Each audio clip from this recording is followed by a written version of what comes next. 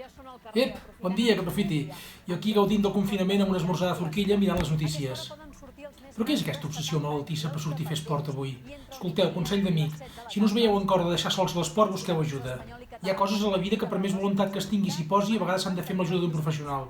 Jo vaig estar en un centre de desintoxicació per a esportistes mig any fent paret sec i bevent iogurt líquid. I al final me'n vaig sortir, però vaig passar molt malament, Va ser dur, Estava enganxadíssim al puto esport. Sabeu el que és anar amb una bici de 4.500 euros i haver d'esmorzar sempre amb aquella aia al cor per haver-la de deixar fora al bar amb el patir si te la fotran o no te la fotran?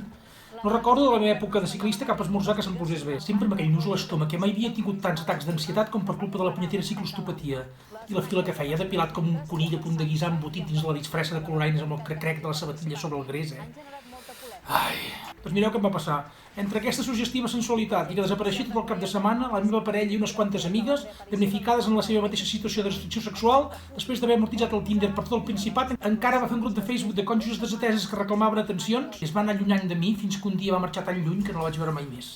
Total, que em vaig curar, vaig fer un cop de cap, em vaig vendre la bici i ara per 2.000 euros tinc una tele OLED 8K de pantalla corba amb una definició que puc comptar als bars dels presentadors dels telenotícies i un sofà ergonòmic que s'adapta a la perfecció a la protuberància de les hemorroides. I tot a dins de casa, sota pany i forrellat. Se m'ha acabat el patir, cony.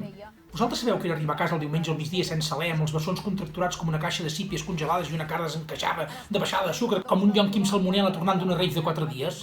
Sí, d'acord, fer sòfing també té els seus riscos. Si ens posem així acabarem dient que la vida provoca la mort, que els premis Nobel de Medicina també es moren i que en aquesta vida res és segur del tot, però no té punt de comparació amb l'esport, això, Mireu, acabat de sortir del centre de rehabilitació, em vaig tancar a casa i en un sol dia em vaig veure la saga sencera de Star Wars. Està als bars, que diu una senyora del barri.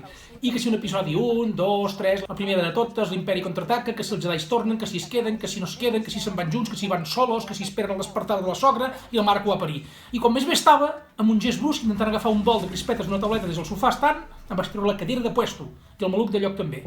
Però ja se sap, sense escalfar, qualsevol moviment sobtat de l'organisme és perillós. Ara sempre haig de passar més de 14 hores estirat al tresillo de casa, faig 2 preventius minuts d'exercicis de pilates i no he tingut mai més cap problema. Doncs ja ho veieu, vinga va, deroguem postveritats com que l'esport és saludable. L'esport és una fàbrica de lesions i problemes conjugals. I ecològics, tot el dia rentant xandalls i mitjons suats amb aquella fortor agra de collons de boc. Tinc un amic fisioterapeuta que quan veu gent amb xandall ja se li veja, com el gat de Pavlovsky. Llavors hi ha qui diu, fer esport en mesura no és dolent, prendre drogues en mesura és saludable, se n'ha de saber molt, Hi ha un veí del meu avi que sempre ho deia. Dic deia i veí perquè és la tomba del costat. I cal també una alimentació equilibrada. Tu creus que l'organisme demana un perol de verdura bullida quan vens de fer esport més ofegat que un vespino de Calcuta? El cos et demana mongetes tendres, aigua masticable de color verd, les orelles de cuc tallades de juliana?